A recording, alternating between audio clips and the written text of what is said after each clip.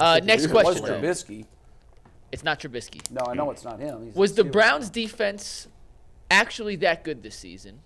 Or do we fool ourselves into thinking it was better than it was because of the teams they faced and the quarterbacks they faced? This is a very intriguing question. That is very masterminds.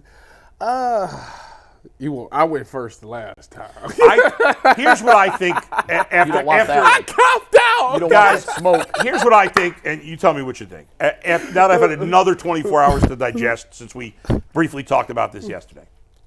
I think, listen, the Browns' defense was terrible in the playoffs. We know. There's no excuse. It was terrible. Overall, I think the Browns have a good defense. I think we overrated their defense. I think I convinced myself that the road was an anomaly based on certain factors in those games. And I ignored the fact that the greatness at home, there were factors to that too that made it better than it should be. Like the schedule. Yes. And the quarterbacks they played against. Right. Now, I don't think the Browns are the team. I don't think they're as good as the team that played at home, and they're definitely not as bad as the team that played on the road. If I had to break the pie between the 50-50 and say what side of the 50-50 are they on, I think they're on the 50-50 of the home side. But I think this idea that the Browns are some all-time defense, some great defense, no. Great defenses are consistent. Play great every week or almost every week. I agree.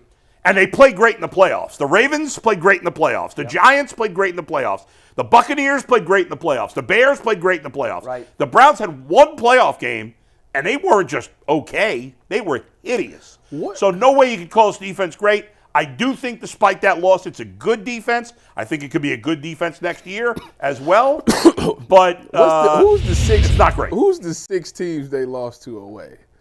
Well, that includes the playoff game, for the record. I just want to hear the quarterbacks. The quarterbacks they lost to on the road. At Cincinnati. They lost at Pittsburgh to Kenny Pickett. Yep. They lost at Seattle to Geno Smith.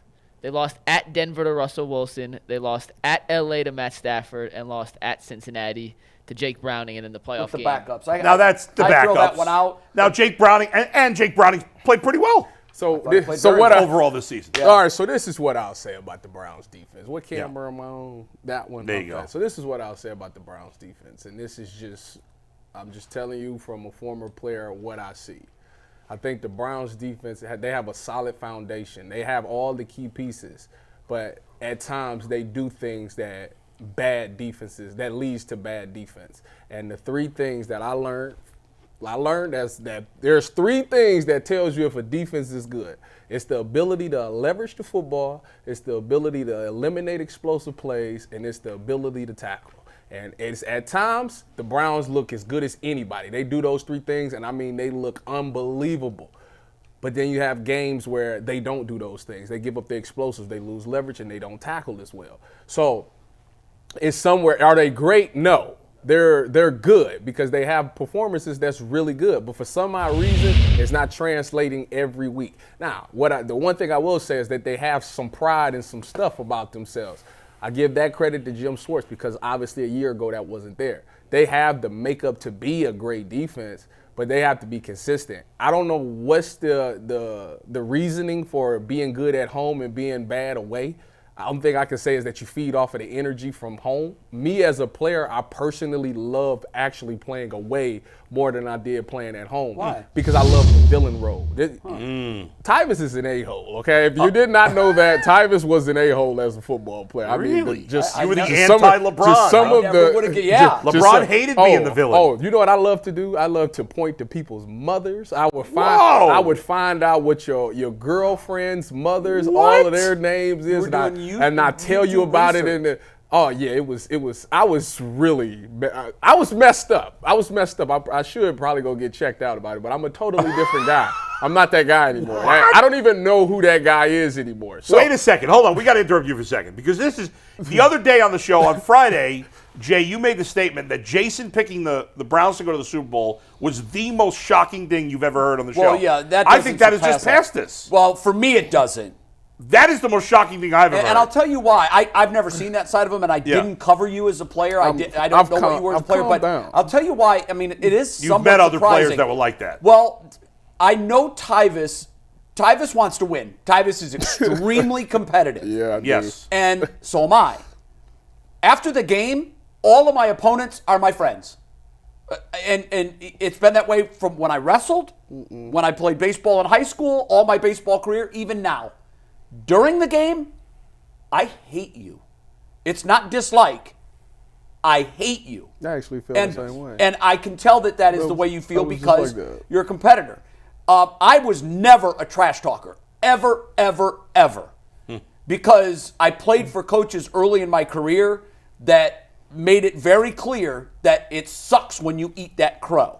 Oh, and I never wanted to be that guy. Well, that's why you make sure you never now, eat that what's interesting to me is you have what I call a fun false bravado. And I like that. I think, on one hand, while it's bravado, it's also self-deprecating because you're saying it so absurdly that we know it's in fun. And I've always liked that about you. But to hear you say that you would research the opponents, I told my that's a bit of a surprise girlfriends that you took and it to that families. level. Man, I know. It was that's next level. It That's was shocking. I wanted to listen. I was The worst thing you ever said to an probably opponent. can't say it. well, this is factual. I told y'all the worst thing I ever did, and the worst trash talk I ever said, which technically wasn't trash talk, it was all factual, is that I told a player that we was going against. Who? I don't want to put that information out there. All right. I told a player that we was going against that his girlfriend was getting slam danced by Ohio State football players, and it was a fact. It was a fact. Did he know this? He did when I said her name to him. He thought that it was all jokes until I dropped her name. And he was like, "Oh yeah, you really do know it." I'm like, "I'm trying to tell you." Oh my God! You need to. By the way, Tyvis, you need to put even it back though that on might the have been a leash. fact, it's still trash talking. It is trash talking. Well, it's the- What was it? A receiver? It was someone that you were directly covering. Ty, don't put that information out. Yeah, don't. He covered Anthony, a million 12-11. Put that in the montage we're working on. 12-11. He did not play wide What receiver. Tyvis just Okay, said. he didn't play wide receiver. He did play Okay. receiver. Wow, Tom. Anyway. It That was is- the truth. Okay, What? it's next level. The truth. I'll answer quickly. No. To the direct question, was the Browns defense truly elite? No, because as Bull said, elite defenses are elite all the time. Not half the time. Half the time, they 1,000% at home were an elite defense. 1,000%. The numbers bear it out. Quickly, if we can have that graphic showing the home and away numbers. I've never seen this split before. You got to go back to 1982 to find this big of a disparity between Oh, is that points really scored what it is? at home and on the road. They allowed, and this is just stunning to me if you look at the numbers, 17.4. more than double the points on the road that they allowed at home. And that 17.4 differential, the largest we've seen since 82. The sacks, they had almost twice as many sacks on the road as they did at home. Touchdowns allowed, more than double. For every touchdown they allowed in a home game, they allowed more than 2 in a road game.